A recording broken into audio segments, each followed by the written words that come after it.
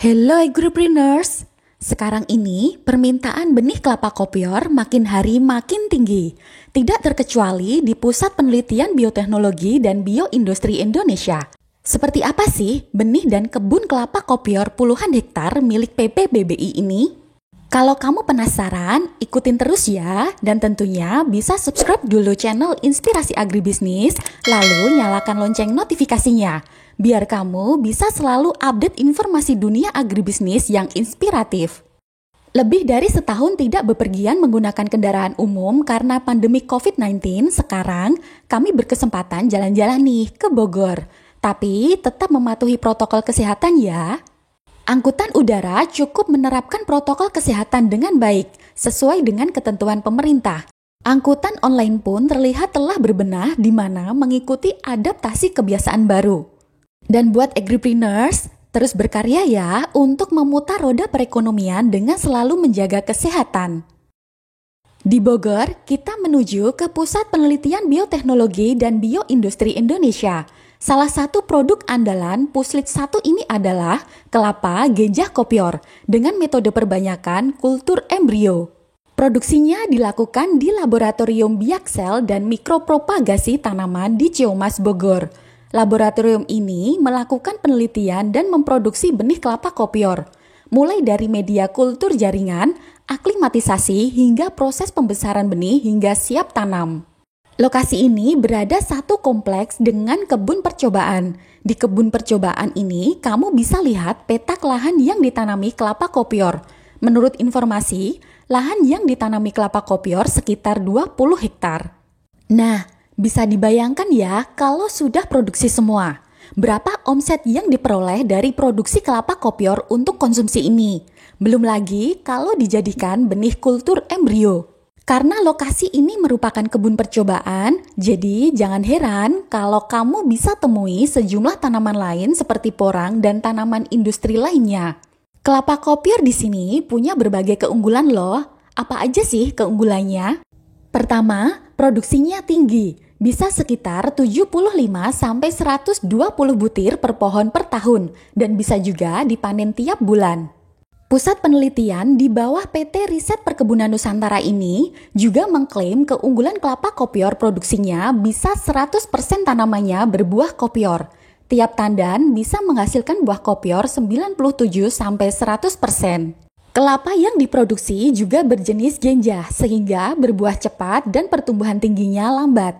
Tanaman kelapa bisa berbuah sekitar umur 3 tahun setelah penanaman. Umur berbuah ini juga dipengaruhi oleh ketinggian tempat. Semakin rendah ketinggiannya, semakin cepat berbuah ya. Kalau kamu penasaran, lahan agripreneurs cocok gak sih ditanam kelapa kopior produksi PPBBI ini?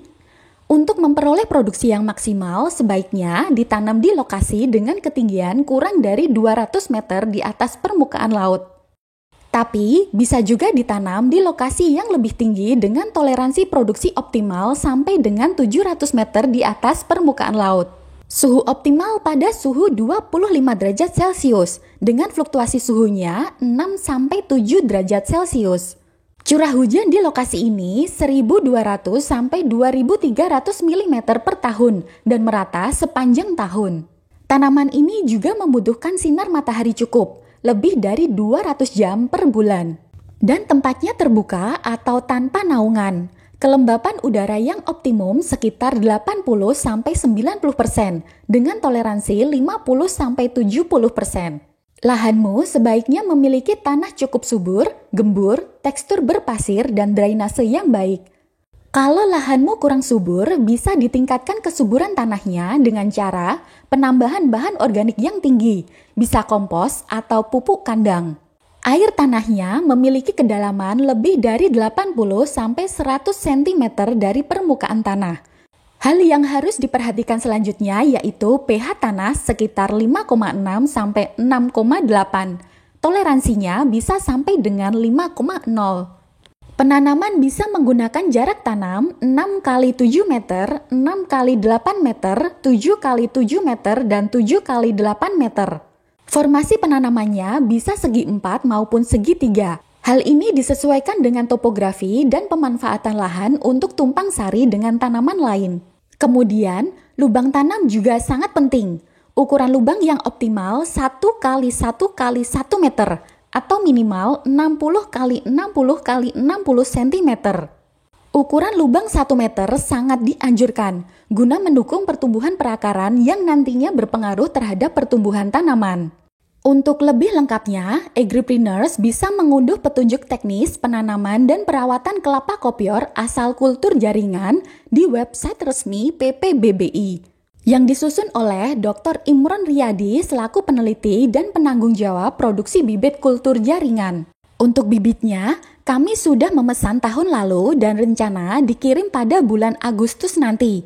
Moga segera bisa ditanam dan pertumbuhannya baik hingga berbuah sesuai harapan. Dan harapannya nanti punya kesempatan memperluas pertanaman kelapa kopior. Oh iya, kalau kamu mau bawa oleh-oleh, tersedia juga loh kelapa kopior frozen dengan kemasan 250 gram. Bobot ini setara daging buah kelapa kopior ukuran sedang. Mau coba? Resep sederhana yang enak untuk menikmati kelapa kopior? Yuk kita coba aja ya. Kelapa kopior frozen ini diberi nama Kosudu, kopior super duper. Apa betul rasanya super duper? Kemasan plastik yang kami beli belum diberi kemasan dengan branding Kosudu ya. Tapi nggak masalah, yang penting isinya sama. Harga per kemasan Rp40.000. Jika tidak datang langsung, tentunya ditambah biaya ongkos kirim ya. Kalau kamu cari di marketplace, harganya lebih tinggi lagi. Pertama, kita bisa langsung minum bersama dengan kelapa murni. Bahan yang diperlukan, kelapa kopior, air kelapa muda, es batu dari air kelapa muda. Es batu dimasukkan terlebih dahulu, kemudian dituang air kelapa muda segar. Dan terakhir, diberi topping kelapa kopior. Nah, es kelapa kopior siap disajikan.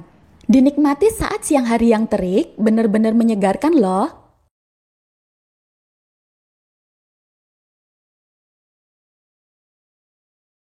Kedua, kita buat kopi susu kelapa kopior.